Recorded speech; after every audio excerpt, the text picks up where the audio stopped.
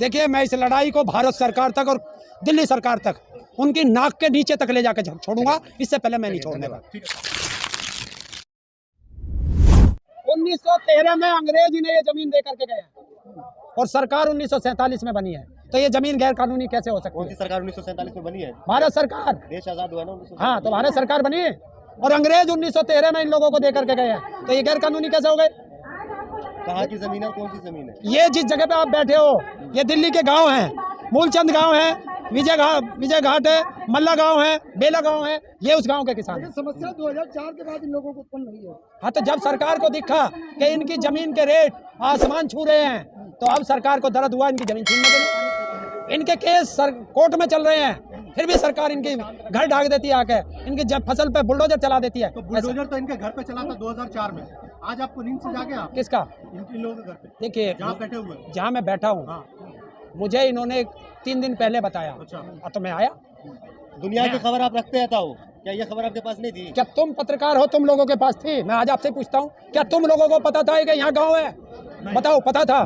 तो पत्रकार जैसे खोजी लोगों को नहीं पता। तो हमें आपकी तरह हर काम में टांग अड़ाने की जरूरत नहीं है ना, आप तो हर जगह टांग अड़ाते हैं। मैं इसमें टांग क्या अड़ाना? अगर तुम्हारे अधिकारों के लिए मैंने आवाज उठा दी, तो इसमें टांग अड़ाना किसे कहते हैं? बताओ। अगर कोई किसानों को कुचलने की कोशिश कर रहा है और किसान होने के नाते अगर मैं उसके पास तक नहीं पहुंचा, तो पता होने के बावजूद, जब तक नहीं पता तब तक तो कुछ हो रहा हो, अगर पता चल गया और फिर भी हम किसान वहां नहीं पहुंचे, तो फिर हमारा किसान होना बेकार है। तो किसान को किसान की बात 18 साल बाद पता चली, 1 साल आप बगल में गाजीपुर बॉर्डर पे थे, आपको नहीं पता तो हमें कहाँ से पता चलेगा? तो वही तो, जब आपके भाई की बात आपको नहीं पता, हमें कहाँ से पता चलेगा? देखिए, देश के अंदर लगभग 70 करोड़ किसान हैं, क्या सबकी एक दूसरे को नहीं पता होती? इन लोगों को पता चला, इन्होंने मेरा एक सोशल मीडिया के माध्यम से मेरा नंबर लिया, मुझे फ़ोन किया, मैंने कहा आंख बनवाई है, मैं फिर भी आप लोगों के बीच आऊँगा और मैं आगे। देखिए, मैं इनके लिए यहाँ के सांसद से बात करूँगा, अन्य राज्यसभा के जो सांसद हैं उनसे बात करूँगा, और मैं उनसे कहूँगा कि इनकी समस्या का डीडीए के साथ बैठ कर समाधान कराएं, इनकी आवाज़ संसद में उठाएं, शहरी विकास मंत्रालय में इनकी बात रखें, जो भी संबंधित विभाग है उनसे इनकी समस्या का समाधान। दिल्ली में आता है, दिल्ली सरकार से क्या कहेंगे? नहीं, दिल्ली सरकार से तो 3 मांग है मेरी कि सरकार, इनकी बिजली काट दी गई है, इन्हें तुरंत बिजली दी जाए, जो इनकी संवैधानिक अधिकार है, मूलभूत सुविधाएं हैं। इनके पास शौचालय नहीं है, तो वो टेम्परेरी शौचालय, जब तक इनकी समस्या का समाधान ना हो, शौचालय दिलवाए। और दूसरी चीज़, पीने के पानी की व्यवस्था कराए, बच्चे जो इनके हैं उनके स्कूल की व्यवस्था कराए, शिक्षा, ये संवैधानिक अधिकार है बच्चों का, वो जरूरी है। मांग करेंगे या दिलाएंगे इनको? देखिए, मैं मांग करूंगा, पहले आपके माध्यम से मांग कर रहा हूं।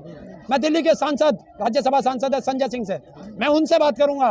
मैं मनीष सिसोदिया जो शिक्षा मंत्री हैं, मैं उनसे बात करूंगा, क्योंकि वो फ़ोन उठा लेते हैं, जो फ़ोन उठा लेता है उनसे बात करूंगा। यहाँ के सांसद, इन लोगों ने बताया, बीजेपी के गौतम गंभीर हैं, मैं शाम तक उनका भी नंबर आप जैसे पत्रकारों से लेकर के मैं उनसे भी संपर्क करने की कोशिश करूंगा। यहाँ जो मुख्य मुद्दा है, इनकी जमीनें चली गई है, इसके लिए क्या करेंगे आप? तो देखिए, मैं तो सरकार से मांग कर रहा हूं, अगर सरकार को इनकी ज़मीन की इतनी ज़्यादा आवश्यकता है कि सरकार का कोई काम रुक रहा है, तो आप इनकी ज़मीन लें, लेकिन भूमि अधिग्रहण कानून के अंतर्गत इनकी ज़मीन का इन्हें मुआवजा दिया जाए, ताकि और दूसरी जगह इन्हें विस्थापित किया जाए। ये थोड़ा ये ज़मीन ले लो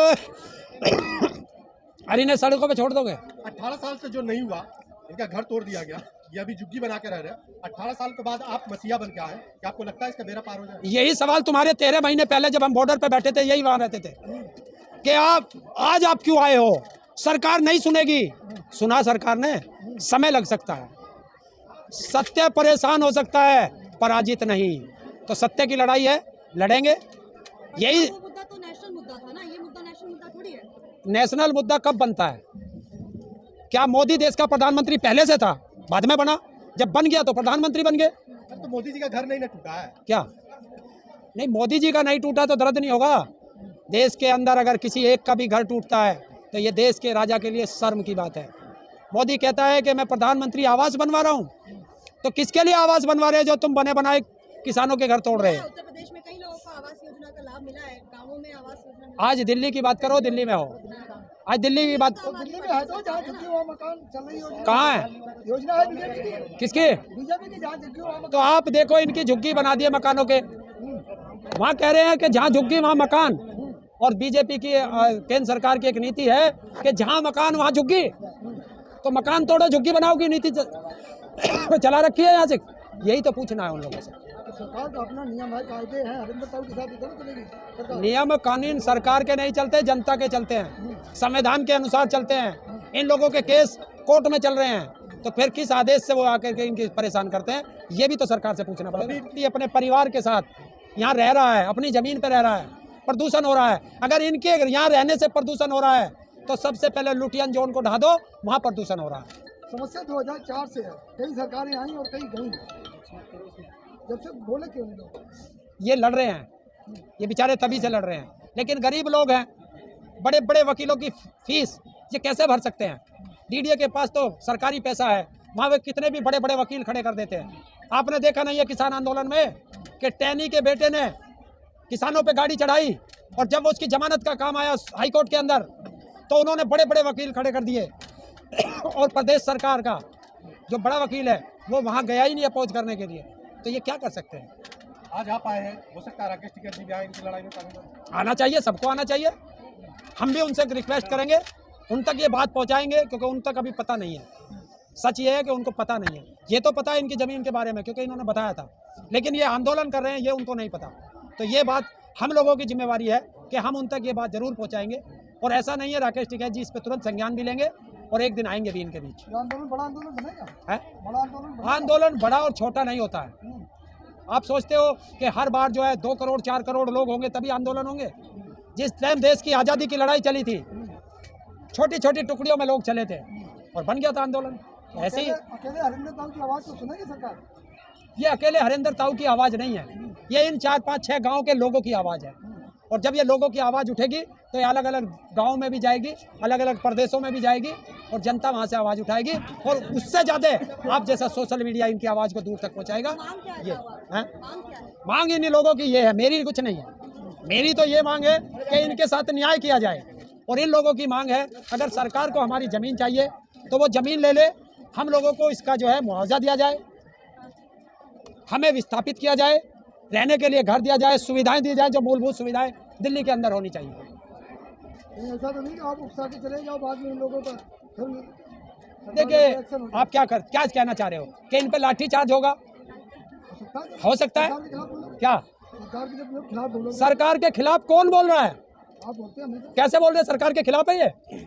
अगर अपने अधिकार मांगना सरकार के खिलाफ है तो भाई ये तो फिर पूरा देश ही खिलाफत में आ जाएगा।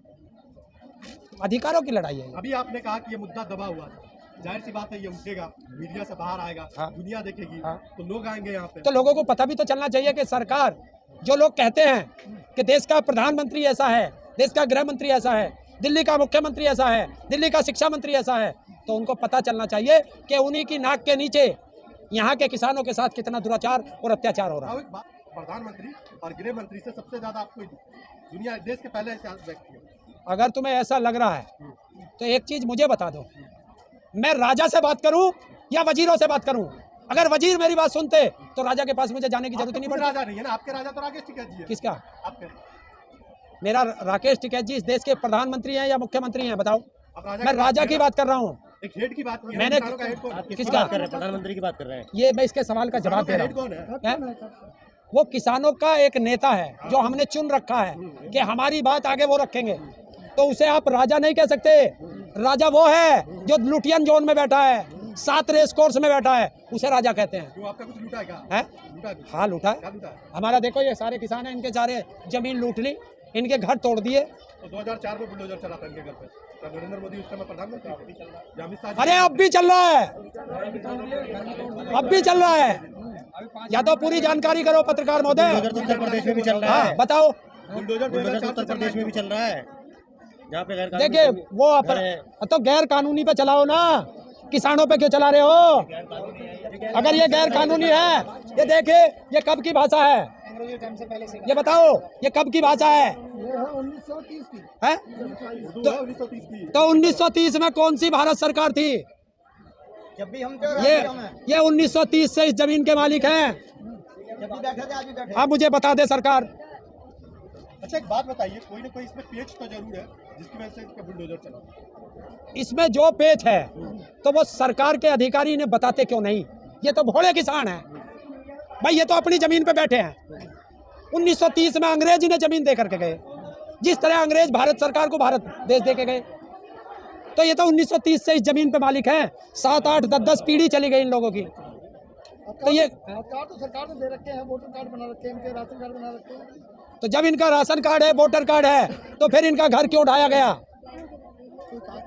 वजह रही होगी। क्या वजह रही होगी? सरकार वो वजह क्यों नहीं बताती? वो वजह ही नहीं बताए। कोर्ट में इनका मुकदमा चल रहा है, सरकार कोर्ट में नहीं जा पा रही। तो इनको पता नहीं, कोई बात नहीं, आप इनके लीडर है ना, आप पता करके बता दीजिए इनको। क्या मैं भी तो उन्हीं से पूछूंगा। 29-30 से जो इनकी जमीन है, जिसके ये मालिक हैं, सरकार बताए ये किस कानून के अंतर्गत इन्हें इनकी जमीन से बेदखल किया जा रहा है? क्या दिया इनकी जमीन के एवज में? सरकार कहीं भी जमीन लेती है किसान की, किसी की भी जमीन लेती है, उसका मुआवजा देती है, तो फिर इन्हें किसानों को क्यों नहीं? क्यों इनके घर तोड़े? कहाँ इनकी, सुनिए, कहाँ इनकी जवान बेटियां बहुआ कहाँ जाएंगी? अगर कोई अनहोनी किसी ने कर दी इनकी जवान बेटी बहुओं के साथ, तो उसके लिए कौन जिम्मेदार होगा? ये किस तरीके से रह रहे हैं, यहाँ का माहौल पूरा दिखा दो कि इनके जो घर कैसे ढा दिए गए। वो मैं ये नहीं कह रहा कि 2004 में ढाए, किसने ढाए। जो भी सरकार है आज वर्तमान में है, तो लड़ाई वर्तमान में चल रही है, तो उससे भी तो पूछा जाएगा।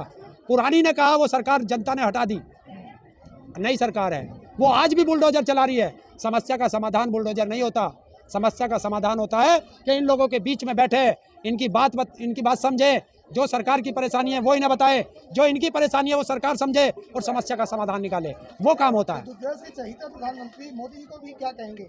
है? देश के जो चहीते प्रधानमंत्री हैं मोदी जी, अगर देश के चहीते प्रधानमंत्री जी हैं, तो फिर ये जनता दुखी क्यों है? आप क्या ये देश के नागरिक नहीं है? बताओ। नागरिक तो है, वोटर कार्ड बना दिया गया, इनका आधार कार्ड बना दिया, नहीं, राशन कार्ड बना दिया। तो अब मैं फिर वही पूछना चाहता हूँ आप लोगों से कि अगर इनके पास वोटर कार्ड है, आधार कार्ड है और राशन कार्ड है, सब चीज है, इनका घर कहाँ है? घर तो बताओ इनका कहाँ है? या सड़क पे बना दिया इस पुल के ऊपर? अबे वोटर कार्ड, राशन कार्ड, ये सब चीज तो उसकी बनती है जिसका कोई घर हो। मैं यहाँ पे गांव में घूमा हूँ, घूमने के बाद इनके पास न घर है, न बिजली है, न पानी है। हालात यहाँ पे बहुत खराब है। मेरा कहना ये है कि अगर ये लड़ाई ये किसानों की 18 साल से चल रही है, कुछ नहीं हुआ, आप कहाँ तक इस लड़ाई को लेकर जाएंगे? देखिए, मैं इस लड़ाई को भारत सरकार तक और दिल्ली सरकार तक, उनकी नाक के नीचे तक ले जाके छोड़ूंगा, इससे पहले मैं नहीं छोड़ने वाला।